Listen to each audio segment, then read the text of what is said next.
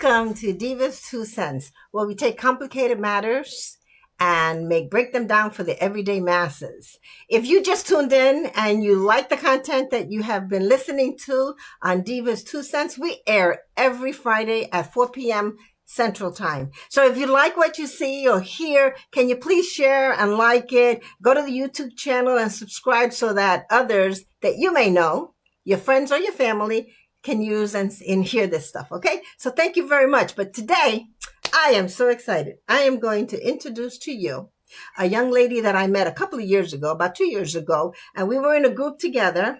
We had a Zoom group meeting and we connected, and then she branched off and blossomed into this wonderful, passionate lady of real estate. She is not only a mother, she's a real estate investor. She is out there. She is the founder of the Women Who Invest. Her name is Alma Tuya, and I am so happy that I am going to go ahead and bring her on. Alma, how are you? Hi, thank you so much, Diva. You're so sweet, and I appreciate you having me on today. How's everybody? Oh, we're all good. I know we've got a lot of people on Facebook that have tuned in, and they really want to know, who is Alma? What is Alma all about? Why is Diva so high on Alma? And this group that you started, the Women Who Invest, that we started with we were like 5 and then 6 and then 7, and now they're thousands. So talk to us. So anything you'd like to say about that? Talk to me. Who is Alma? Tell me, who's Alma? Yeah, of course. So it's funny because you say, who is Alma? Alma's nobody. I'm just a girl from Texas, who has always dreamed of buying back my time freedom. And I've always been in the real estate space in some form or fashion. Back in my early 20s, I started as just a little regular admin person, entering deals into the MLS for agents. And then I moved on to going into escrow and learned how to be an escrow officer and was learning how to sign docs and, kind of getting into that, moved into title, then into loan origination as a licensed mortgage processor, and then into federal government commercial leasing and lease management and construction project management. And it's wonderful, right, to be able to have all these opportunities and be in this space, but there was never, I was just never the joy wasn't there. And so if you are someone who's, you've been in a 9-to-5 and you're doing it because you have to, but there's no joy, I'm sure I'm not the only one who feels like you're constantly daydreaming about how do you buy back your time, and how do you make it so that working is a choice. And so the reason why you're like, Alma, why are you so passionate, is because I am desperate, and I cannot be the only one, if you're watching this live, if you are as desperate as I am to make, your passion, and mine just happens to be real estate investing, I'm desperate to make my passion my everyday. Because the thought of having to clock in every day, 9-to-5, and being accountable to somebody other than myself it is a blessing. I'm not saying it's not a blessing. It's a blessing to have income. It's a blessing to be able to pay my bills and take care of my family and have a roof, but it is not where I find my joy. And so the reason I am so passionate is because I am chasing that passion of buying back my time so that I can be in Hawaii, writing contracts and making money and, flipping houses from Alaska and doing different things to make money. And I don't have to clock in somewhere because I'm only accountable to me. Oh, okay. So you mentioned a couple of things there that I want to hit on. Ladies and gentlemen that are hearing, she mentioned Alaska. Are you living in Alaska right now? I do. I'm Alma from Alaska. So whenever I'm flying, I fly to San Antonio, or if I'm flying to Florida, or if I was just recently, where was I, Diva? I'm everywhere. I was in Atlanta. That's how I introduced myself. I was at a real estate investing event in Atlanta, meeting my mentor, who is Justin Giles, one of my mentors. And I introduced myself as Alma from Alaska, because that's another thing too. Depending on what you're doing, you want people to remember you. You want to be memorable. I may not be anyone special, but I am someone with a dream. I am very passionate. I am very driven, and I want them to remember me. So that's just something that I started using was, hi, I'm Alma from Alaska. And the first thing people are like, what? Alaska? So yeah, That's awesome. I do live here in Anchorage, Alaska, and I am an out of state investor. I invest in Georgia right now is my main market, in Indy, and then I'll kind of flow into Florida as well. So, for those of you that are listening that are investors and wonder, do I have to stay in my little niche? I mean, do I stay in this state or that state? What No. is it not a little scary, or you got to get out of your comfort zone to say, Mhm. I'm going to go out of state? Because first of all, investing itself, and I know that in the women's group that you have, the women who invest, you have guidelines and all this other stuff, and you bring us through that whole investing ordeal. But to go out of state, Alma, what do you need to? Do you have to be a bold, remarkable, crazy You person to venture that way, or is it just something that you can do regardless of where you're at? It is absolutely something that you can do no matter where you are. And I will attribute my skills, my project management skills to, being with the government for so long and working as a construction project manager and, having all these, I work multi-million dollar projects for different federal agencies. And so had it not been for like that background and being able to build, I wouldn't really have known how to talk to contractors and tell them what I need and write up a scope of work and all the things, right? When it comes to, so let's say I recently found a flip. I lost a deal. It ended up not being a great deal, but I had found a house with one of my JV partners. We were going through, I wrote the scope of work, this and that, and the other, but I wouldn't have been able to do that had I not had that background. So one thing I will say about investing out of state is yes, it is going to take a little bit of guts, and that's totally okay. You might make some mistakes, but you're going to learn. But the biggest thing is, and for the person who has stressed this and taught this to me the most is my friend Margie. She's also known as the Flipper Queen. She is huge in the flipping space. Be sure you can follow her, Margie, the Flipper Queen. You can find her on Instagram. But we had done, I think it was in January, not this year, maybe last year, we did a mastermind in Seattle with the Women Who Invest, which is my group. And one of the things she taught us was that if you can build your boots on the ground team, it does not matter where you are, you can complete a project from start to finish. And oftentimes, as I've learned that and put that into practice myself, it's sometimes it's going to take for you buying that plane ticket, getting on the plane, going to where you want to invest. And so that's kind of what I've done for Atlanta. I've been to Georgia twice now in just a year, maybe like less than a year time frame.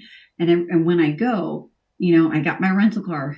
I'm driving around. I'm making note of all the zip codes that I'm in. I'm taking note of, are there Starbucks nearby? What other shopping is nearby? What do the homes look like? What are the schools? What are the options available? And so I go and I get to know my market. Now, you don't have to get on a plane if you don't want to. I personally feel like I need to get on the plane and I need to be there. I need to feel the people out. I need to ask the questions. And that's actually one of the fun parts for me is the travel because, hey, it's travel, it's business. So it's a write-off, right? Right. But then you're getting to know the people in the community around you and you can ask the questions. So like, for example, I had to get a manicure while I was there because they were looking rough. And so while I'm there in the manicure place, I'm talking to all these different ladies who are getting their nails done. I'm like, hey, what's your favorite place to hang out? Like, where are the places to be in the weekends? And so I take note of those things. So I know where people like to be, where are the good places to invest, where to stay away from, things like that. So you can absolutely invest. If I can invest from Alaska, like cold, freezing Alaska, middle of nowhere, then you can invest no matter where you are, as long as you are willing to, build your boots on the ground team, maybe even hop on a plane and fly to where you need to go and get to know your market better. And the last piece that Margie stressed also is getting to know other investors in your area. Because let's say I have a friend, Jorge, he is in Florida. If I find a good deal, I can just pick up the phone and I'll be like, Jorge, have you ever heard of such and such a city with this and that and the other? He'll tell me, oh no, Alma, you need to stay away from that place. But why don't you try this zip code, or this state or city? And that's it. Like, your connections and your network is everything in this space. I always tell folks, if whatever you want to do, regardless of whether it's real estate or in any field you want to go, you have to network. You've got to get out of that shell. You got to talk to people. But real estate, okay, I'm going to go another route. I'm going to say, I want to go to, let's say, another state and I want to invest. How much money do I need? And what if I don't have those funds? I mean, what do we do? So that was like one of the things. I'm so glad you asked that. That's one of the things that kept me, like, after the first initial real estate class I'd taken in July of 2022 with you. That was where we met. Yeah. Yeah. It was really scary because I was thinking, because I've bought and sold, my own personal homes twice, so I kind of know the drill and I've been in the space. And I remember, like, my second loan for this home, we had to put 20% down. This is a conventional home loan, and so I was thinking, well, how am I going to do that if I want to invest in properties? Like, how am I going to afford conventional home loans? And first of all, like, number one, with conventional homes, I think you're only allotted about 10 as an investor, right? Up to 10. And if there's lenders on here, you can please feel free to correct me if I'm wrong, but I think you're only allotted a certain number of amounts. So then you wonder, well, how are all these other investors out there having 10, 20, 100, 200, 1,000 doors? And so I, very soon after that, I learned that there is hard money lending. And so I kind of went that route and I started learning about hard money lending. And when you go hard money loan, you can actually buy your investment properties through those hard money lenders, and you can have as many hard money loans as you want. And that's how a lot of investors, I found out. Well, that's one of the ways I found out that a lot of investors are able to get so many deals and build their portfolio a little quicker, right? The other thing that I started learning about, this was through the Pace Morby group, and all the Step 2 students are kind of falling into that, the creative finance piece. And that's still something that I am learning. I'm not well versed on creative finance whatsoever. I won't even claim that. But that is definitely interesting to me, because you have opportunities to get into properties, like by taking over the mortgage, or it just like it says, creatively, right? With little money down and getting into the deal that way. And then the third way, people talk a lot about private money. I never knew what that was. And then I thought, well, how am I supposed to find private money? What does that even mean? So private money means money from somebody that it could be a family member, it could be another investor, etc. Somebody who's got basically a nice stack of cash, who's willing to invest it and allow you to, take their money, put it into your property and grow it. So, like, let's say you find a property, and you want to fix and flip it, and you have the opportunity to make $100K off of the flip. Well, you can borrow private money to get into that deal. That's another piece that I am thankful to be networked enough with. To one of my friends, Jorge, who I just talked about earlier, he's a broker friend of mine. He has walked me through a lot of the private money process, how that works, what's needed. And so now I'm working on getting into a fix and flip in Atlanta, and hopefully being able to acquire private money so that I don't have to use any of my money to get into the deal. So I can fix the home, flip it for a profit, make sure my numbers are good and tight, of course, and there's enough of a spread so I can pay back my lender, my private money lender, and still have profit left over. So I know that was a lot, but that's what I've learned. And that's one of the things I'm super transparent about in my group, about what I'm learning. So that way, because I had all these questions, right? And I'm one of those people who's never been afraid to ask the question. I don't care if it makes me look dumb or ignorant. If somebody doesn't ask the question, you are never going to know. So that's right. That was absolutely right. Questions? I know. No. Well, one thing that you talk a lot about the money deal, the hard money lenders, and we're not talking loan sharks, right? Where they're going to come and break my legs if I don't pay my bill, right? So you're talking about the hard money lenders, but you have to know how to position the deal so that you can still have a profit and be able to pay, right? So with the hard money lenders is a little bit different than traditional banking. So, with traditional banking, you're required to give your W-2s and your bank statements, the whole spiel, and there's the appraisal, and it's just a lot longer process for those of you on here who've ever bought a home with traditional lending. Well, with a hard money lender, they're going off of something completely different, like how much money the deal could, the property itself could make, or they're looking at other things aside from that. So when you go hard money, oftentimes you don't have to provide a bank statements, and you don't have to provide, and sometimes not even credit in some cases. Sometimes they go based off of your experience and how many deals you've flipped as an investor. So it's a lot more lax, if I'm using the right term. You might pay a little bit more, right, in interest or fees or whatever. But if you're an investor and if your deal has enough of a spread, meaning you're making enough of a profit that it kind of covers whatever that little overage is, it doesn't matter, because you still can leverage that to grow your portfolio even more. That's right. Why cry about a percent or two here or there? Right. You don't make profit. Yeah. But talk to me about the Pace Mobley. Is that like a group that you had to join, that you had to pay money to join? And so you're good at us finding mentors and us finding leaders that help us. Am I correct? Yeah. What do you say? I feel like that is that was the hard part. Like, there's a lot of people who would tell you, oh no, you should follow this person or that person. I'm one of those people where, like, you need to go and follow the person or the people that you connect with the most. And so I have my friend Margie. She's a big flipper in California. And then we have my friend Justin Giles. He is a huge millionaire in the Atlanta, Georgia space. And then we have Pace is everywhere. I'm sure a lot of people on here already know who Pace is. He's more of the subject to more the creative finance, all the big stuff on Bigger Pockets. And so I kind of just float and gravitate to where I see that there are the people having the most success, if that makes sense, because there's no sense in trying to reinvent the wheel. I'm not going to discover anything new about real estate investment that hasn't already been. I'm just trying to go and find the people who are willing to help me, show me what to do, answer my questions without making me feel like an idiot for asking. Right. You feel safe. Hard. That's what I like about your group. We feel safe because we ask those questions, and some of the women, they chime in and they help. So it's a good thing to help each other. You also talked about private money. So private money meaning what? What does that mean? So like I was saying before, private money. So let's say I want to get into a deal and I need $20,000 to, to pay my hard money.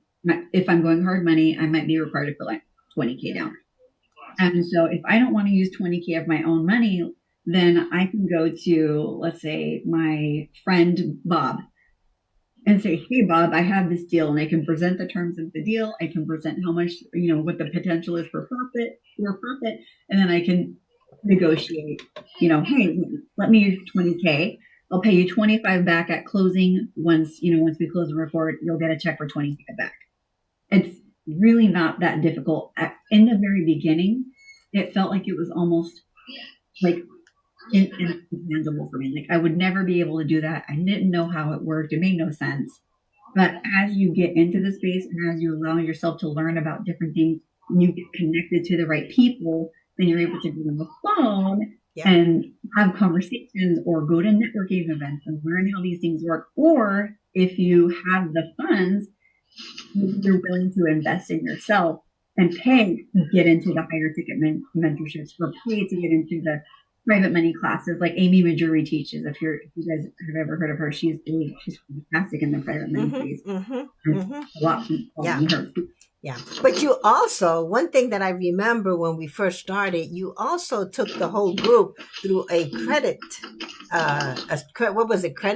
Saving your credit, or what was the name of the thing that you had talked to us? Yeah. Credit 360. Right. So that I used to own a credit repair company from 2015 to 20. I think I closed that down so I could chase real estate investing full time. And we closed that in 2023, I think, Diva. I think last year, September. Okay. But yes, for many years, I was a board certified credit specialist. And so I That's another thing is I was able to help a lot of people fix their Yeah. credit, Yeah. build their credit profile, That's get their right. score to where it needs to be so they can buy homes or get certain credit cards for business, building business credit and all kinds of things. So yeah, it's very important to pay attention to your personal credit and your business credit at the same time. Right, right. So, like I've always say, numbers tell stories. What do your numbers tell you, ladies and gentlemen? Right? And I'm always So, giving my divas 2 cents about that as well.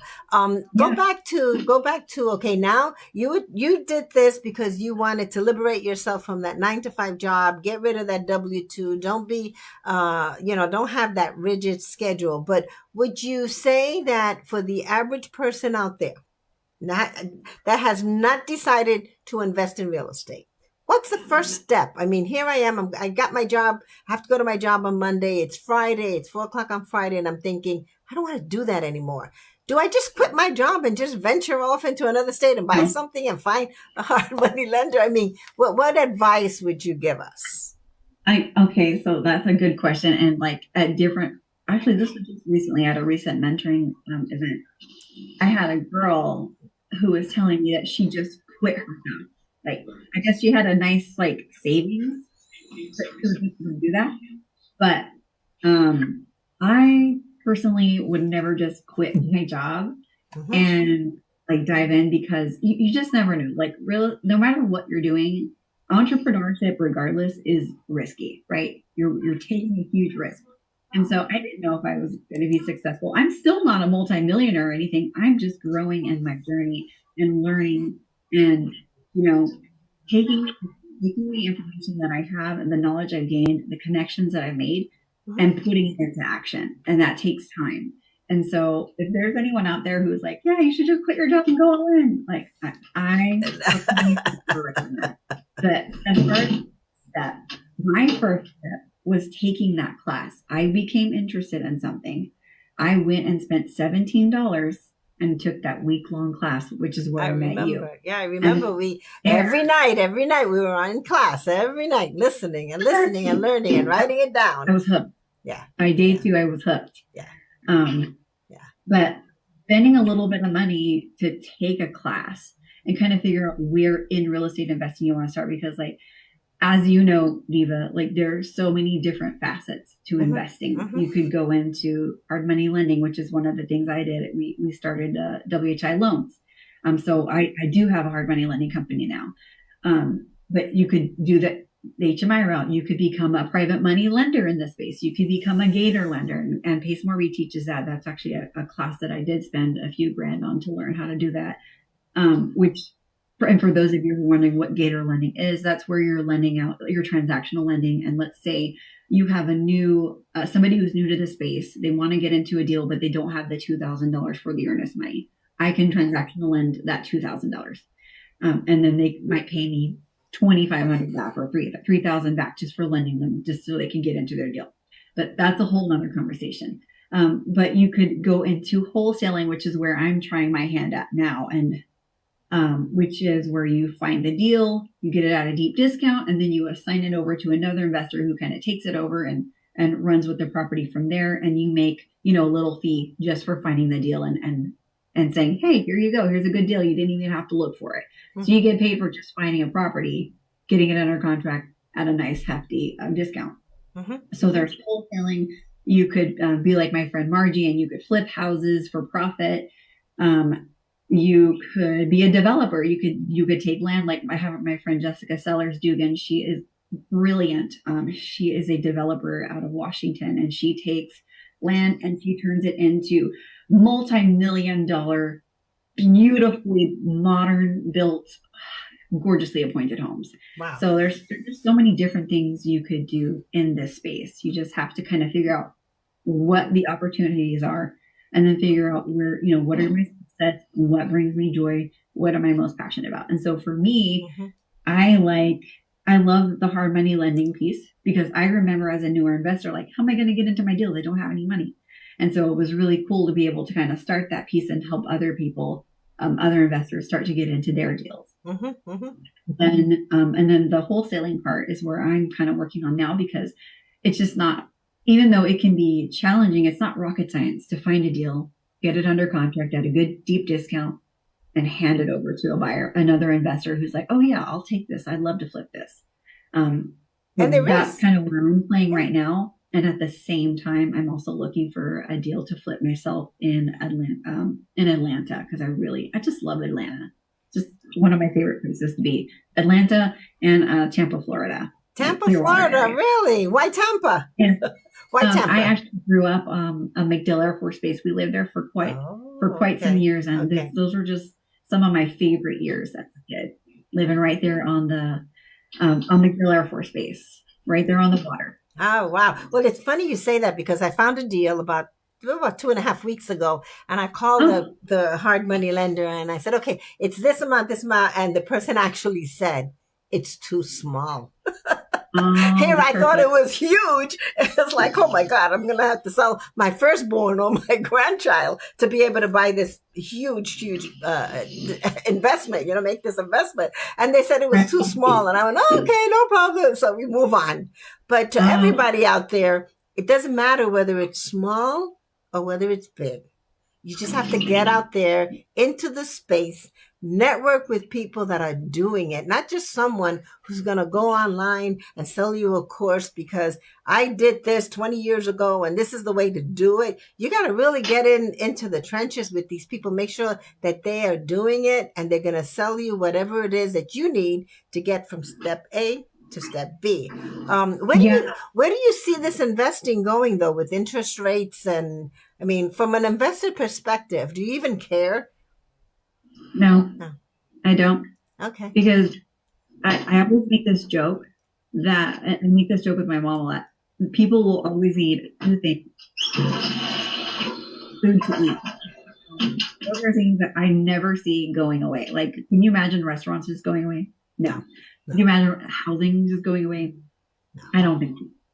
So regardless of interest rates or this or that and the other, because I have learned so much about creative finance and getting markets that are off, getting homes or deals that are off market, meaning they're not listed on Zillow. Like, there's so many ways you can get into a house. It doesn't have to be on Zillow. It doesn't have to be through a realtor. Right. That's the crazy part, right? It's like, it's unfathomable.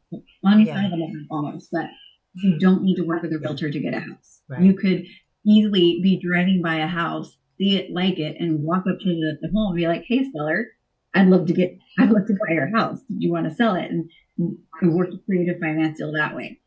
Yeah. So there's too much opportunity out there for me to feel like this career or real estate investing journey is not going to go anywhere. Yeah. I listen to the interest rates and I say, it doesn't really matter because you're not going to live there for 30 years. You're going to buy it, you're going to invest in it, and you're going to move out. So that huge interest rate that you're thinking is huge is really just the cost of doing business, really, if you really think about it.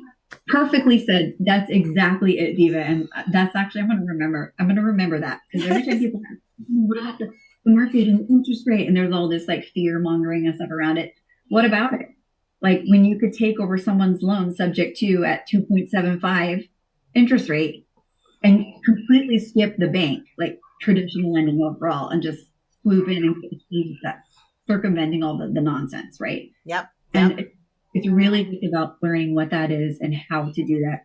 And a lot of that, pays more to teach it. And I haven't quite dove into spending the nice pretty penny to get into that, but eventually I will most likely get into that. Okay. Really, I'll be able to take off in that space. But I'm doing this, one thing at a time. I'm playing in wholesaling. I'm playing in flipping, trying to find my deal. I have something special going on right now out of country that I won't talk about yet, thanks to a good friend of mine. So, but yeah, I figure out where you want to start. And I also, my friend Margie told me this, like, try each thing first. Like, maybe you try to flip a house and you absolutely hate it. What if you hate the project management? You hate the renovation and working with contractors and all that stuff. And maybe wholesaling is your speed. Figure out what it is that you like, what you excel at, and that's where you focus on and grow. Okay. That's really interesting. Now, you do all this, and yet you're a mom. How do you manage work-life balance with your family and all of your investing and your working? How do you manage all So that? I get asked that question a lot. And I actually just did a reel on this on Instagram, and we all have 24 hours in a day, right? And we all have the same 24 hours. And so I use time blocking. It's nothing fancy, it's nothing special, but my day is time. So I know exactly what I'm doing. Like, I think we froze. Okay, hold on. See if we can get her back. Okay, ladies and gentlemen, I think we froze. We will try to get her back. Are you back? Okay. So you were talking about time blocking. oh, yeah. Okay. So I it's nothing special. I just do time blocking, and so on my iPhone calendar, I plan out my day. So if I know I'm waking up at 4, I need to be dressed and ready for the day and have my face on by 5. I need to be at the gym by 6 or 7. I need to be back by this time, from this time to this time. If it's during the weekdays, I am working, of course, so I've got to focus on my W-2 job. And so that'll be time blocked out. But in the afternoon, I might want to spend 30 minutes or an hour on the women who invest. I might need to spend time working with my, with my team on this or that and the other, and what content we're going to be putting up. Maybe on Saturday for 2 hours, I will block out time for filming content and videos so I can send it out to be edited and have things posted and scheduled on my social media. So everything I do is time blocked. And I'm not saying that this is not because I'm trying to be a perfectionist, but because I feel like it's really important. If I have specific goals, then I'm going to make appointments with myself, and I'm going to keep those appointments because I am important and because my goals are that important. Mm-hmm. And if I'm not successful, then how am I going to be able to bring my family into the freedom that, God has for us, like for my family? So, right. Yeah, I've got my granddaughter who called the office and said she needed an appointment with her grandma. So I understand what you're talking about, but it's not so much that you don't want to give, you don't want to split, but there are only 24 hours a day. And to everyone that's listening, you are your calendar maker. You're the one who puts the stuff on your calendar. So if you say, I don't have enough time for this and I don't have enough time for that, well, if you got very, very sick, right? If you got very, very sick, or a loved one got very, very sick, would you not drop everything you're doing and rush to that location? So if you can do that, then you can look at your calendar and schedule out some time. And the one thing about that I found out, Alma, when I started my time blocking as you're talking, I found out I was spending a lot of time watching the news. I'm a news junkie. Too much time watching the news. So not only was it sucking up my time, but it's really depressing me because everything I was watching was too depressing, too negative. Yeah. So if you're going to watch anything, watch positive stuff. Do you watch positive stuff? Do you, what do you do for that? Like to just regenerate yourself? So for me, I respect everybody's beliefs, but for me, I'm a faith-based entrepreneur. And so I'm Christian. And my day will typically start with, I wake up and the first thing I do is pray. Then I get dressed. Then I go to the gym. And when I come home before my workday starts, I spend about 30 minutes and I'm taking a course called Wealth with God, learning how to build wealth with God. And so I make sure that my faith is a priority. My health is a priority. So you can see those are the first things I got in for the day.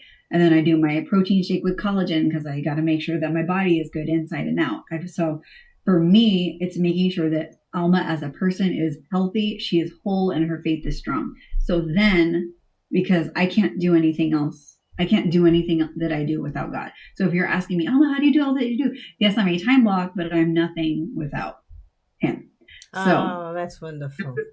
I make sure that's all good first, and then I'm able to go on about my day and take whatever, the day has for me, even if it's the worst possible. I think I cried twice this week. If we're being honest. Okay. I cried twice. Okay. So you feed your mind, your body, your spirit, you feed it all, and you take care of yourself. Well, even in the airplanes, they tell you take care of yourself before you take care of your youngers, right? So I understand. So how do people get a hold of you? I mean, I'm sure that there's some people out there that have questions, that may want to see what you're doing, follow you. How do they get a hold of you? Yeah, so I am almost transparent to a fault, and so I share my journey and all the good and the bad. Like I recently had two wholesale deals I had under contract, and we were trying to make them work, but we ended up losing the deal because this, that, and the other. And so that's actually something I'll be talking about in my women's Facebook group. So you could follow me on Instagram, or jump in the Women Who Invest, jump in the Facebook group and see what we're up to. It's at the Women Who Invest if you want to follow, or drop a link in the chat. Okay. But that's where I'm sharing what I'm doing, what I failed at today, what I suck at, what I need to improve at, like just all the things, because I would never sit here and want anybody to think that I was perfect by any means, because this is hard. It is hard. Entrepreneurship is hard. Being a mom is hard. Everything can be hard, but you choose your hard, like they say, right? And then you just get better from there. I remember when I first started the Women Who Invest, it was just because I was scared. I started the group because I was scared. I wanted to keep going and keep learning. After that class we took in Diva, it was only a 7-day class, right? 5 days or 7 days? It was 7 days. It was 7 days, and it was a lot of information. And we were like, okay, how do we do this? What do we do? Where do we start? It's like, where do you go? Like you got a bunch of information thrown up on you. Yeah. And then you're like, okay, what do I do next? And so I wanted to keep going, and I was very curious. So I started this group in hopes that there was other people who might want to just come in and like learn with me and maybe talk about what we learned and grow from there. And so now we are where we are, just over 2,000 women.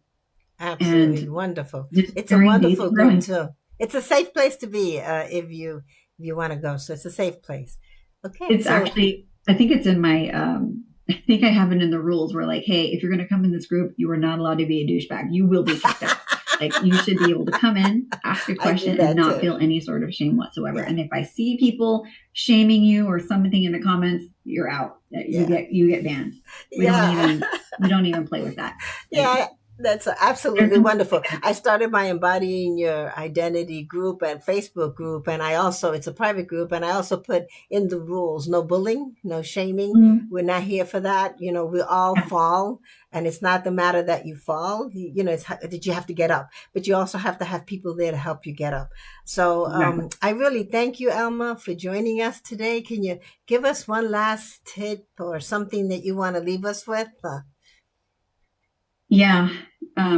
Whatever it is that you're going to do, it's easier to not do it, because then you don't have to fail. You don't have to worry about failing.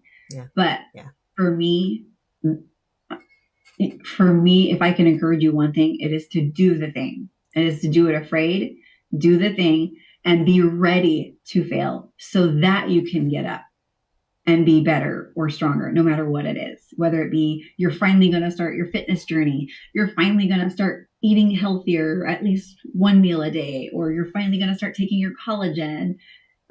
Take the step, and then build your community. Find the people that you resonate with and hold on to them tightly. And don't be afraid to be transparent. Don't be afraid to ask the questions. Mm-hmm. Mm-hmm. Well, thank you so much. I greatly appreciate it. I don't know, do we have, great advice. We have people here saying in the chat, great advice. Thank you so much. I appreciate everybody chiming in. If you like it, remember, share this so that others can hear it. And I'll catch you in a minute or two, okay? Thank you so much. I love you, my dear. Yeah. Bye, guys.